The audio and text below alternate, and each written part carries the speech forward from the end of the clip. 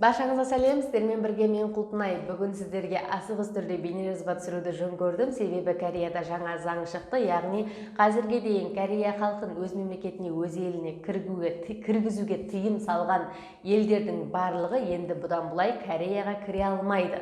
Яғни визасыз режим уақытша тоқтатылады.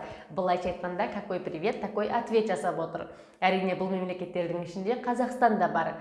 Негізі бұл заң кеше жаңалықтарда айтылып жүрді, күшіне енген жоқ болатын, бірақ қай күннен бастап Кореяға кіре алмаймыз деген нақты дата берілмегендіктен мен сіздерге бұл бейнежазбаны түсірмеген болатынмын. Бүгін осыдан 2 сағат бұрын нақты күні шыққандықтан сіздерге осылай бейнежазба жазып отырмын. Яғни Әділет министрлігі мен Сыртқы істер министрлігі бірігіп, сәуір айының 13-нен бастап, сағат 00-ден бастап Кореяға визасыз режим бойынша кіре алмаймыз. Яғни Қазақстан елі кіре алмайды. Және де сәуір айының 5-не дейін алынған қысқа мерзімді және бірнеше реттік визалар, 90 күндік визасы бар адамдарда Кореяға келе алмайды. Ол визаны тоқтатып қойды. Және де бұл визасыз режимді уақытша тоқтату қай күнге дейін, қай айға дейін созылатыны жайында әрине мен миграцияға хабарласып сұрадым, бірақ ол кісілердің айтуы бойынша да заң қазір 2 сағат қана болды күшіне енгеніне, бірақ қай уақытқа дейін екені бізге де әлі белгісіз деді.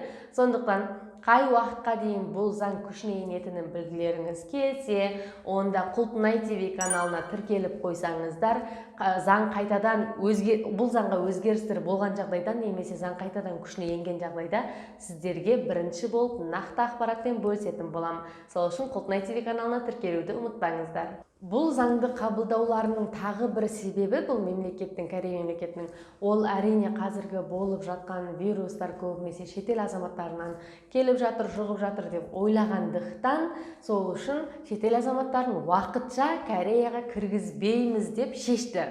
Яғни, бірақ қандай адамдар виза бойынша кіре алады? Яғни Кореяда компанияда жұмыс істейтін техниктер, немесе отандық инвесторлар, яғни Кореяға ақша түсіретін, табыс түсіретін визалары бар адамдар Кореяға келе алады. Қолдарында сәуір айының 5-не дейін алып қойған визасы бар адамдар, бірақ ол визамен Кореяға әлі келмеген адамдар болатын болса, қайтадан визаға өтініш тапсыруларыңызға тура келеді.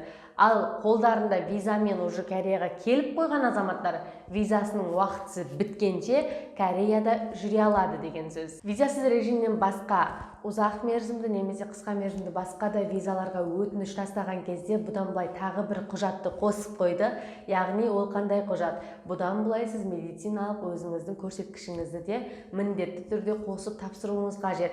Яғни соңғы 48 сағат ішіндегі бас ауру, жөтел, бұлшықеттердің ауруы немесе ыстығыңыздың көтерілгені жайында толық өзіңіздің деніңіздің сау екенін дәлелдейтін құжатты да қосып визаға өтініш жасаған кезде осы құжатты қосып тапсыруды ұмытпаңыздар. Бұл визасыз режим бойынша уақытша тоқтатылған заң қай уақытқа дейін өз күшінде болады, қай уақыттан бастап біз Кореяға кіре аламыз.